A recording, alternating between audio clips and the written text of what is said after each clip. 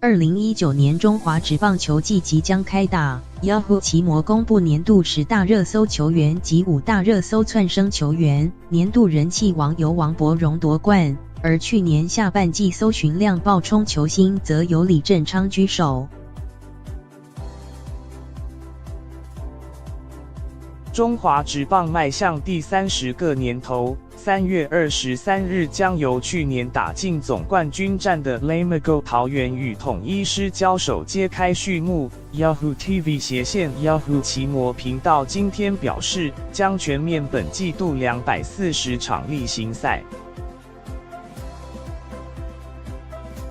Yahoo 表示，旗下 Yahoo TV 斜线 Yahoo 奇摩频道在去年统一、中信主场赛事创下平均每场超过32万次观看佳绩，相当于挤满16座全台最大的澄清湖棒球场。Yahoo 今天也公布台湾棒坛年度10大热搜球员排行榜，曾连2年缔造4成打击率的王柏荣，在去年球季结束后转战日本职棒效力北海道日本火腿斗士队，吸引一波热搜潮，登上第1名。位居第2、第3名的林智胜与彭政闵一直都是中职话题人气球星，从兄弟象到中信兄弟的恰恰彭政闵已宣布在球季结束后就退休，期盼今年达成2大纪录里程碑，生涯2000支安打与200支全垒打。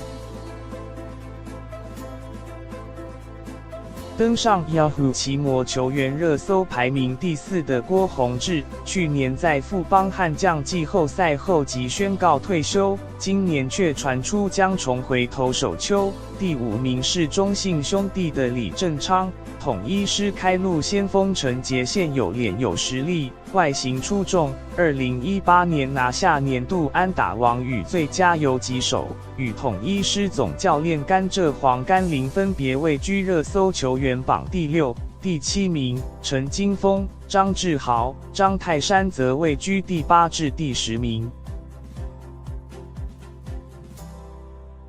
另外 ，Yahoo 奇摩也依据2018年上下半季球季热搜成长幅度公布台湾棒坛5大热搜窜升球员，由去年季中选秀之后才加入中信兄弟的李正昌夺下第1位。热搜窜升榜第2名王正堂为富邦悍将新秀，去年经选秀加盟中职后，刷新新人连续安打场次纪录。位居第3的刘福豪则因去年正式宣告隐退，也在隐退赛时曝光度爆升。而深受 Lamago 桃园倚重的新生代投手吴成则居第4名。被多方传言在味全龙重回中职后将担任教练的张泰山，同样榜上有名，位居第5。